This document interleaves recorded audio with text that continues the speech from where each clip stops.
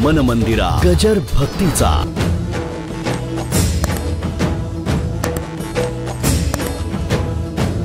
देवळात गेलो तरी दर्शन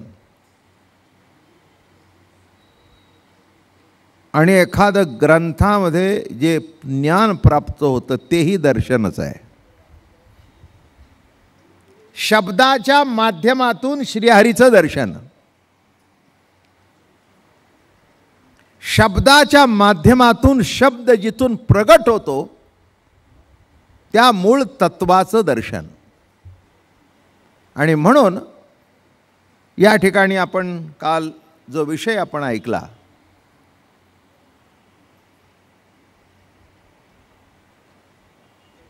काष्ठाच्या ठिकाणी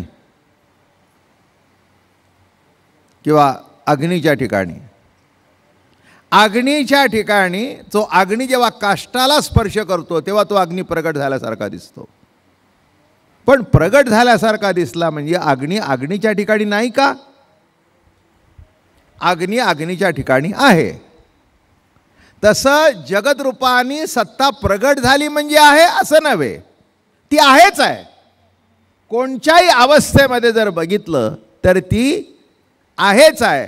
आहे रूपानी आहे, नाही रूपानी आहे, असे दोन्ही अवस्थेतून जी आहे ती ईश्वरी सत्ता आहे.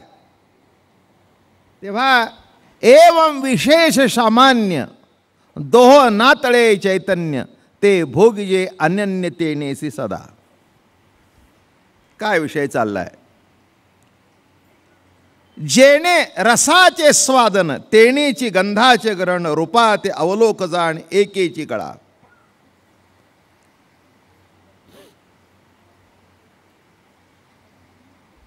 अवस्था भिन्न पण सत्ता एक. ज्या सत्तेच्या आधाराने कानामध्ये ऐकणं आहे, वाणीमधून शब्द प्रकट होत आहेत, नयनामधून दृष्टिगोचर जगत होत आहे, चलन आहे, वलन आहे, कृती भिन्न आहे पण सत्ता एक आहे.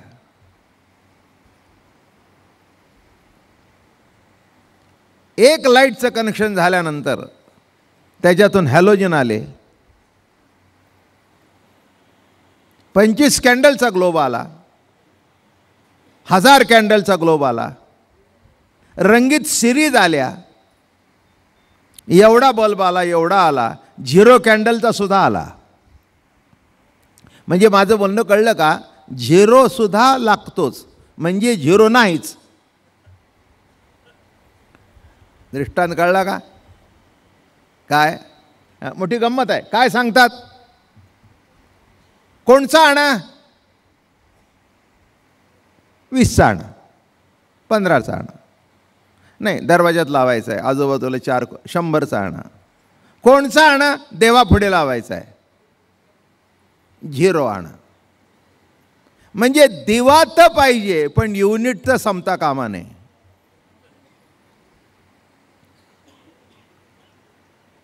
काय बोलणं? दिवा तर पाहिजे पण युनिट तर संपता कामा नाही, 0. पण म्हणायचा 0 प्रकाश देतो ना, तसं शून्य म्हणायचं. आता 0 मधून जर प्रकाश पडतोय तर त्याला 0 कसं म्हणावं? हा अमृत अनुभवाला जोडून दिलेला आधुनिक दृष्टांत. शून्य जाई दावावे झाले ते बिंदुले एक केले, नाही का?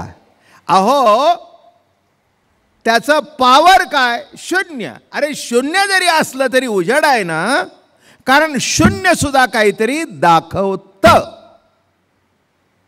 देव दिसतो, त्याचे पाय दिसतात, कटावर कर ठेवलेला दिसतो, समय दिसते, फुलं दिसतात, मग 0 कसं म्हणावा? 0 गोल झाला पण ज्याला कळला तो 0 आहे का?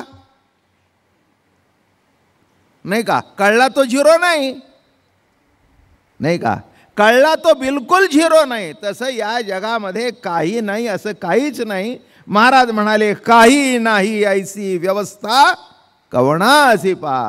अशी जी ईश्वरी सत्ता महाराज म्हणाले, तेच शब्दा ते शब्दावित तेथेच स्पर्शही उमटत, एवं विभाग न पवत विभागाते, पावता तेथीची खुण ते सगळेची विरे हे भाण, येथे शब्द तो जाण किमात्मक.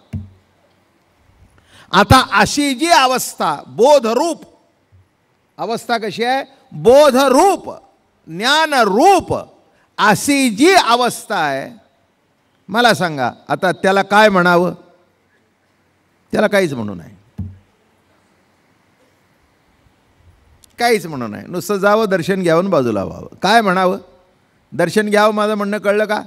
शब्द वापरू नाही. काही काही वेळेला घरामध्ये काही न बोलणं याच्यातून पुष्कळ बोलणं होतं.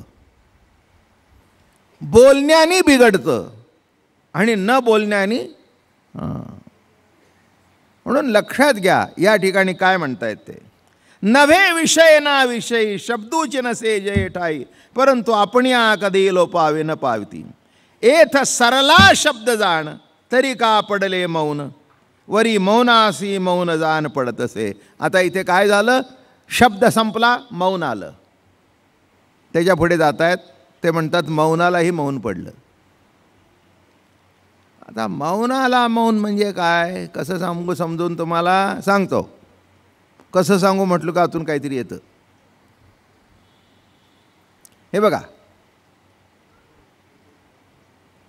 नुसतं मौन म्हणजे काय हे मी बोलतोय. नुसतं मौन म्हणजे काय? शब्द आतून येत आहेत, फक्त वैखरीतून प्रकट करून देत नाही नामे मौन.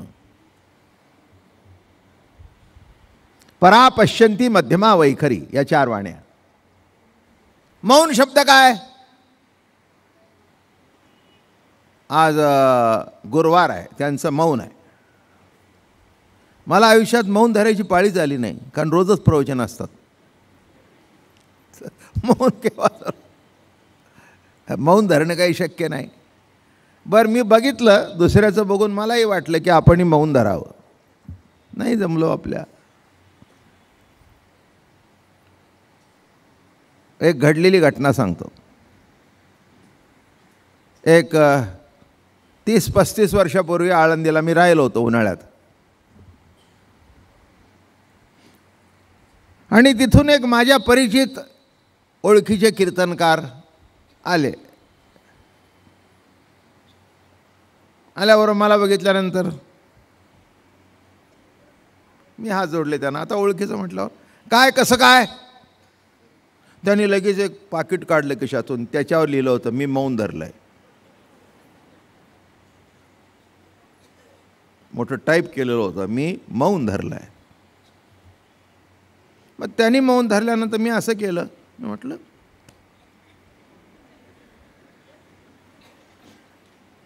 तुम्ही तिकडे जा,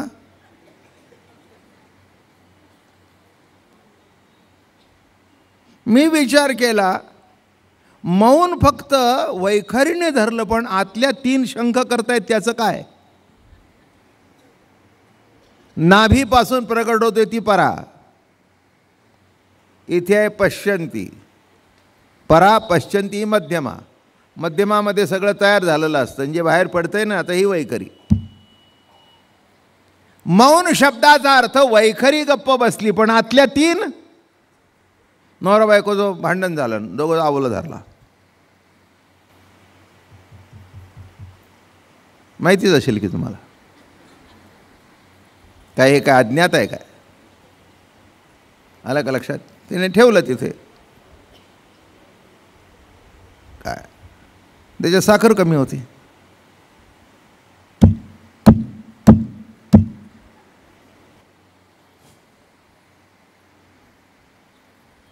पुन्हा कप बसवी, धाडकन आपटली. आतून शिवाय देतोय, गाढव आहे, आयुष्यभर शाव करते, पण माझ्या वाटणीला ती कुठून आली कपाळ माझं. बोलणं कळलं का? एकच ग बसलीये, पण आतून 3-3 दोन्ही हातांनी शंखम ददमौ पृथक पृथक. काय? हा, बोलला नाही, पण कसा बोलला नाही, शंख चालू आहे. याला कसलं मौन म्हणतात? याला का मौन म्हणायचं का?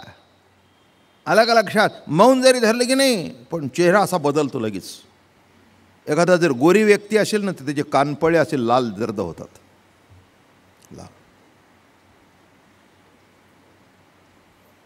लाल जर्द होत, म्हणजे त्याला असं सहन होत नाही ते. मग आता कसलं मौन? आतून इतक्या शिव्या चालू आहेत.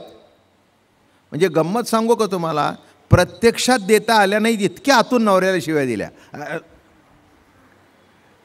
किंवा बायकोला दिल्या म्हणा, काही म्हणा, परतफेड करून टाका, काय बिघडलं? म्हणजे मौन आहे का? फक्त एका वाणीचं मौन आहे. इथे मौनाला मौन शब्दाचा अर्थ वृत्ती हे निवृत्ती झाली. वृत्तीच येत नाही, निवृत्त अवस्था जेव्हा निर्माण होते ते खरं मौनातलं मौन. मन मंदिरा गजर भक्तीचा.